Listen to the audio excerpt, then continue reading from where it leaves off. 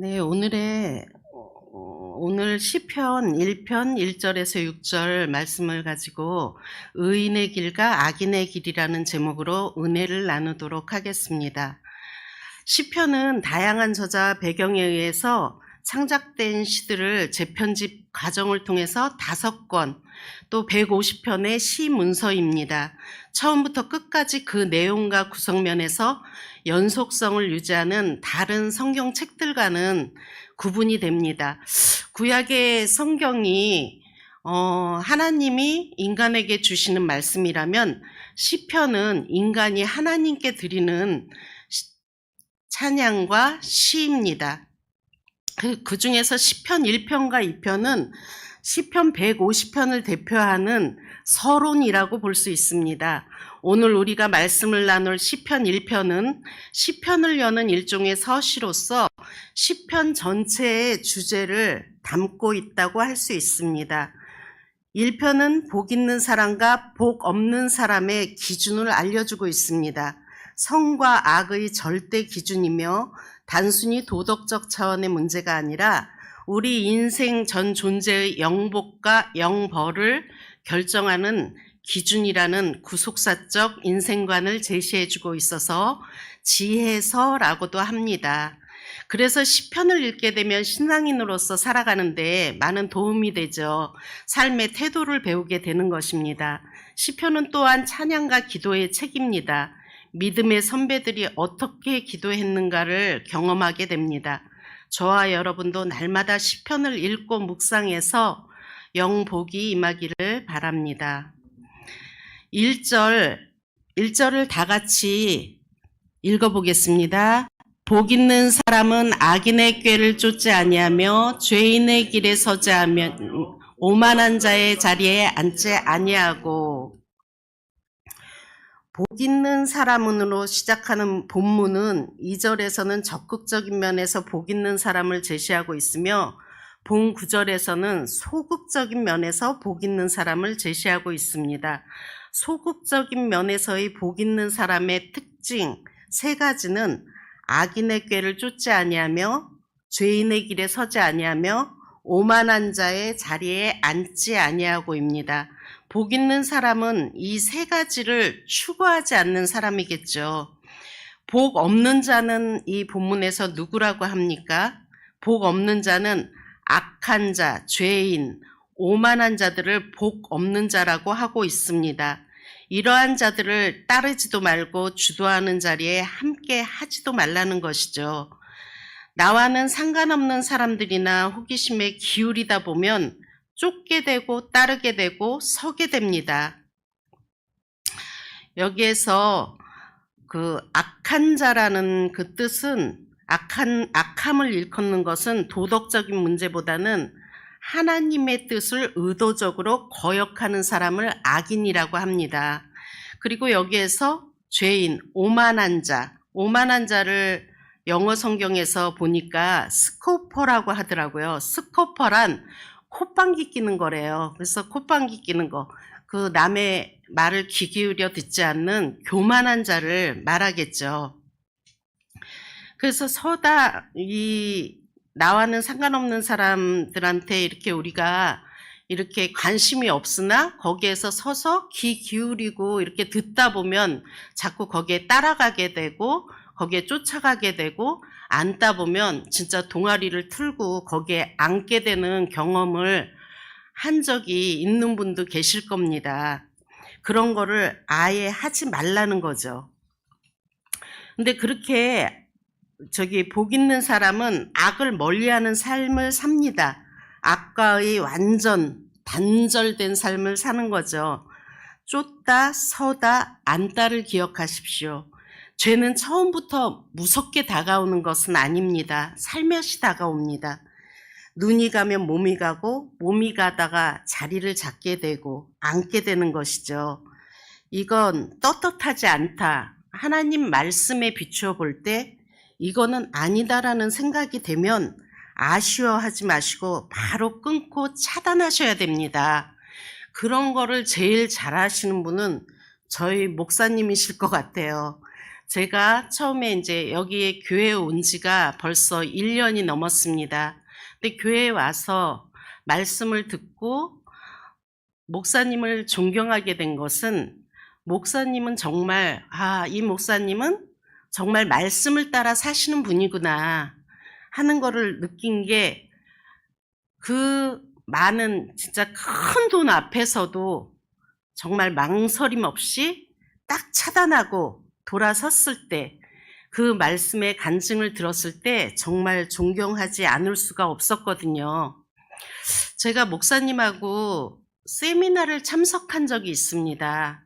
거기 세미나에 참 많은 분들이 오셨어요. 목사님들이 한 150명 가량 오셨던 적이 있는데 거기에서 목사님은 저희 교회 전도사님입니다 하고 이제 소개를 하셨고, 제가 이제 이렇게 다니다 보니까 제가 어릴 때 제가 예전에 다니던 이제 여의도 순복음교회는 워낙 커서 교구가 있습니다. 교구마다 목사님이 계시는데 거기 저희 목사님이 계시더라고요, 거기에서. 근데 제가 어릴 때 목사님이신데도 제가 인사를 하고 그때 예전에 지봉이 집사입니다 인사를 드렸더니 알아보시더라고요. 그러더니 그 목사님께서 저한테 그냥 뭐 무슨 비밀 얘기를 하듯이 부르더니 근데 전도사님 어떻게 저렇게 훌륭한 목사님을 만나셨어요? 이러시는 거예요. 그리고 또 정기령 목사님이라고 계시는데 저희 여의도 순복음교회에서도 꽤 이제 좀 영향력이 있으신 목사님이십니다. 인품도 되게 훌륭하시고. 근데 그 목사님께서도 저한테 어떻게 저런 훌륭하신 목사님을 만나셨어요? 어디서 만나셨어요? 이렇게 다 십시일반 입을 모아서 그렇게 말씀하시더라고요. 훌륭하신 목사님이라고. 근데 우리 이 본문 말씀을 제가 이렇게 준비하면서 다들 우리 목사님을 훌륭하신 목사님이라고 그러는데 왜 훌륭하신 목사님이라고 그럴까? 그 목사님께서는 가르치는 것도 잘 하시고 그래서, 근데 그것만은 아닐 겁니다. 저희가 본문에서 말한 그 악을 쫓지 않고 성경 말씀에 볼 때 성경 말씀이 아닐 때 단호하게 끊고 뒤돌아서는 것, 그 하나님께서 정말 원하시는 길을 걷는 의인이시기 때문에 다들 십시일반 입을 모아서 훌륭하신 목사님이라고 하시는 것 같습니다. 그래서 악하고 죄짓고 불법을 행하고 교만함에도 불구하고 얼마나 떵떵거리고 잘 살고 있는 사람들이 많습니까? 우리 주변에도 심지어 예수를 믿는다 하면서도 가까이 있는 친인척들도 또 종종 그런 악한 행동을 하는 사람을 볼 수가 있습니다. 저희 집에도 좀 재산 싸움이 있었는데요. 거기에서 참 저희 바로 위에 있는 언니가 욕심이 굉장히 많아요. 그래가지고 저희들 몰래 이제 좀 이렇게 재산을 돌려놓고 이러는 과정에서 좀 법적으로 하려고 이렇게 준비를 하다가 기도하는 가운데 저희 남편하고 저하고 이거는 아니다. 하나님이 원하시는 거는 이 형제와 재판하는 거는 아닌 것 같다. 그리고 저희 엄마가 재산이 없으셨다면 저희 형제가 지금 안 보고 싸우고 이러는 일은 없었을 것 같더라고요. 그래서 이게 바로 그런 하나님이 말하는 복과 세상 복이 이렇게 다른가 보구나. 그 많은 재산이 있으면서 저희 언니는 워낙에 부자예요. 재산도 많고.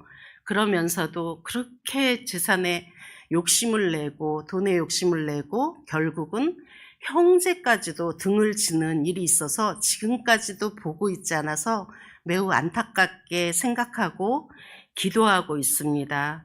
그래서 악인은 처음부터 악을 행하는 사람을 추종하다가 그 다음에는 자신이 악에 참여하게 되며 나중에는 악을 주도하며 나아가는 것입니다. 이 악한 것이 세상적인 것을 말합니다. 세상적인 것을 추종하고 세상적인 것에 참여하고 세상적인 것을 주도하여 나가므로 세속적으로 되는 것이죠. 세상은 가지는 것, 소유하는 것, 가질 수 있는 명예, 많이 소유할 수 있는 것을 복이라고 말합니다. 그러나 성경은 이런 것을 복이라고 하지 않습니다. 성경은 하나님으로부터 복이 시작된다고 하고 있죠. 하나님이 내 아버지시고 나는 하나님 자녀임을 인정하고 관계를 맺을 때부터 우리에게는 복이 임한 줄 믿습니다. 우리는 하나님과 관계를 통해 한 방향으로 갑니다. 그러나 죄인들과 악인들은 어떻습니까? 자기의 유익과 이익을 위해 누군가를 속이고 관계가 깨지고 손해를 입혀야 합니다. 항상 의인과는 빗나가는 삶을 살게 되어 있습니다. 2절 다 같이 합독하시겠습니다. 오직 여호와의 율법을 즐거워하여 그 율법을 주야로 묵상하는 자로다. 묵상이란 다들 아시겠지만 이제 다들 많이 들으셨겠죠. 묵상에 대해서. 묵상이란 우리가 아는 것 같이 눈을 감고 그냥 조용히 여기에서 말하는 그런 묵상이 아니라고 합니다. 비둘기가 하루 종일 구구구구 거린다든지 사자나 호랑이가 자기 먹이를 찾았을 때 막 좋아가지고 킁킁댄다든지 소가 되새김질을 한다든지 그런 거를 말씀하시는 분들도 많더라고요. 그래서 제가 히브리서를 또 찾아봤습니다. 그랬더니 히브리서에는 하가 나지막한 목소리로 읊조리다, 소리내서 읽다, 연구하다, 공부하다라고 합니다.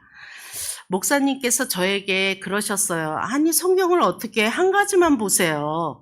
쉬운 성경도 보시고 현대어 성경도 보시고 히브리서나 헬라어나 이런 거 영어 성경을 볼 때 더욱더 풍성한 은혜가 임합니다. 여러 가지 성경을 같이 한번 참고해 보세요.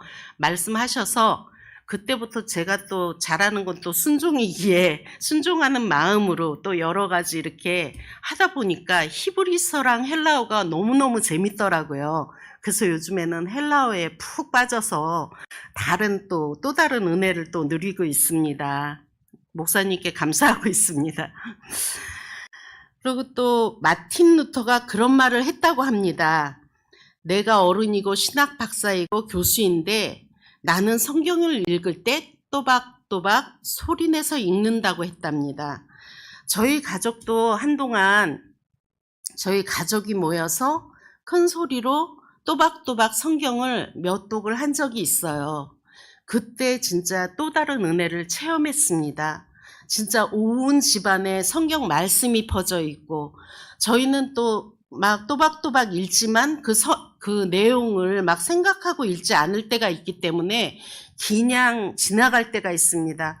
그래도 그 성경 말씀은 살아있는 하나님의 말씀이기 때문에 거기에서 오는 은혜로 저희는 눈물바다가 된 적도 있고 병을 치유한 적도 있고 진짜 많은 은혜를 체험한 적이 있습니다. 그때가 그립네요. 과거는 또 소용이 없잖아요. 그래서 이번 기회에 또 시편 말씀을 또 준비하면서 저희 남편과 제가 다시 한번 우리 큰 소리 내서 또박또박 성경을 한번 읽어보자 이렇게 또 결단을 했습니다. 여러분도 환경이 허락한다면 부부가 같이 또박또박 소리 내서 성경을 한번 읽어보십시오. 또 다른 하나님의 은혜가 임할 것입니다. 여기서 말하는 묵상하다는 그러니까 우리가 말하는 머리로 하는 것이 아니고 온몸으로 하는 것, 읊조리는 것, 묵상하는 삶이 악인의 유혹에 빠지지 않는데 왜 악인의 유혹에 빠지지 않을까 생각해 봤습니다. 하루 종일 우리가 그렇게 말씀을 소리내서 읽고 또 말씀을 로마서를 암송하기 시작했습니다.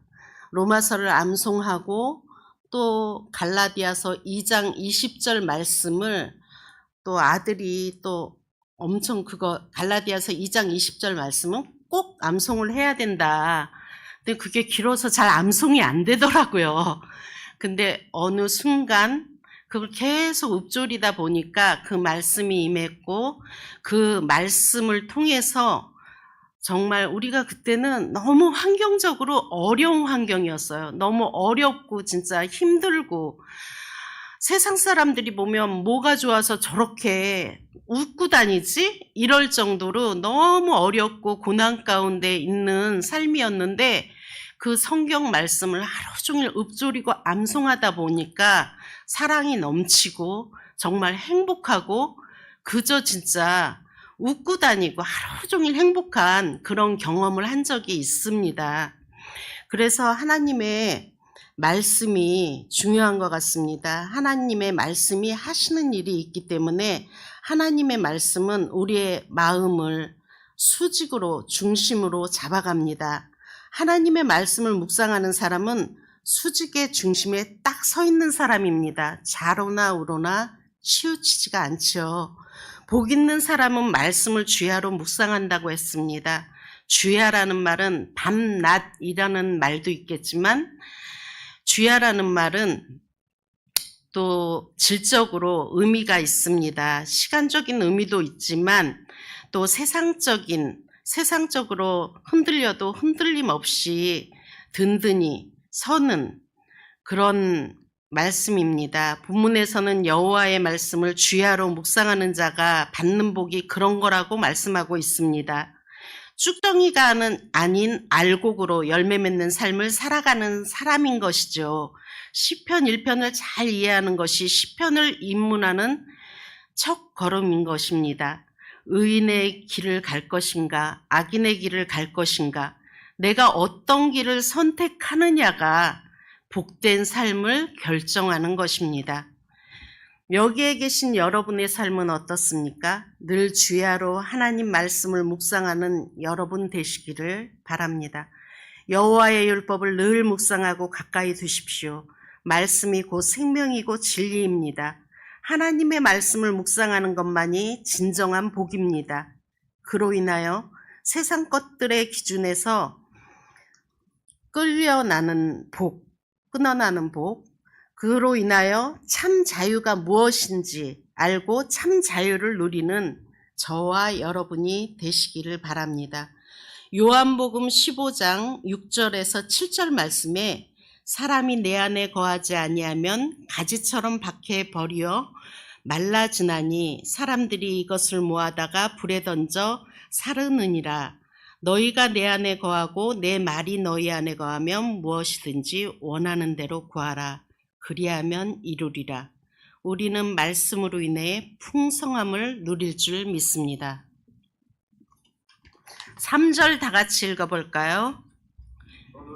시냇가에 심은 나무가 시절을 쫓아 과실을 맺으며 그 잎사귀가 마르지 아니한 같으니 그 행사가 다 형통하리로다. 시냇가에 심은 나무는 저절로 나와서 자란 나무가 아닙니다. 여기에서 시냇가에 심겨진 나무는 누군가가 심겼다는 겁니다. 템스강변 한 재판소 뜰에 있는 포도나무는 아무리 가뭄이 들어도 영국에서 가장 맛있는 포도가 열립니다. 식물학자들이 연구한 결과 그 나무의 뿌리가 강 밑바닥까지 뻗어 있어서 어떠한 가뭄에도 충분한 영양을 섭취할 수 있다는 것을 발견했습니다. 이 시대는 한 치 앞도 내다볼 수 없을 만큼 급변하고 있습니다. 이럴 때 어떻게 해야 변치 않는 믿음을 가지고 자신을 지키고 환경을 다스리며 형통한 삶을 살아갈 수 있을까요? 그렇습니다. 앞에서 나눈 1절과 2절 말씀과 같이 살아갈 때 시냇가에 심겨진 나무가 되고 어떤 고난 가운데도 흔들리지 않고 묵묵히 자기 할 일을 해내는 나무가 많은 열매를 맺는 것처럼 성령을 사모하는 우리들에게 성령의 9가지의 열매가 주렁주렁 열릴 줄 믿습니다. 성령의 9가지 열매가 뭐죠? 사랑과 희락과 화평과 오래 참음과 자비와 양성과 충성과 온유와 절제, 이런 열매가 나에게 있다면 무슨 어려움과 두려움이 있겠습니까? 늘 사랑이 넘치고 화평한데 그보다 더 행복한 인생이 어디 있겠습니까? 예레미야 17장 7절에서 8절 말씀을 제가 읽어드리겠습니다. 그러나 무릇 여호와를 의지하며 여호와를 의뢰하는 그 사람은 복을 받을 것이라. 그는 뭇가에 심겨온 나무가 그 뿌리를 강변에 뻗치고 더위가 올지라도 두려워 아니하며 그 잎이 청청하며 가무는 해에도 걱정이 없고 결실이 그치지 아니함 같으니라고 말씀하고 있습니다. 누구든지 하나님 중심의 믿음의 뿌리를 깊이 내리면 나무가 시절을 쫓아 가시를 맺으며 그 잎사귀가 마르지 아니함 같은 모든 행사에 형통한 복을 받게 될 것입니다. 하나님의 말씀을 삶의 자원으로 삼아 지혜와 경험을 앞세우지 않고 말씀을 즐거워하고 그 말씀을 날마다 주야로 묵상하는 삶을 통해 하나님이 주시는 형통한 삶을 누리고 베푸는 귀한 삶을 살아가시기 바랍니다. 뒤에 좀 준비를 했는데 시간이 돼서 오늘은 여기까지 할까요? 목사님? 예, 오늘은 여기까지 하도록 하겠습니다.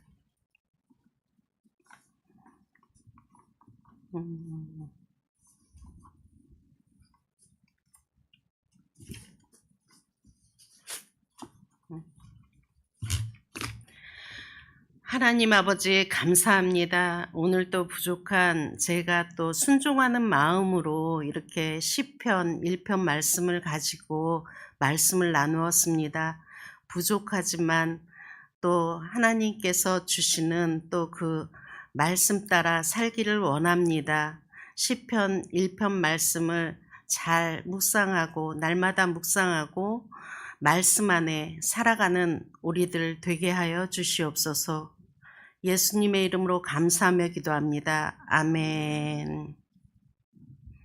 주기도문으로 오늘 예배를 마치겠습니다. 하늘에 계신 우리 아버지여, 이름이 거룩히 여김을 받으시오며 나라가 임하옵시며 뜻이 하늘에서 이룬 것 같이 땅에서도 이루어지이다.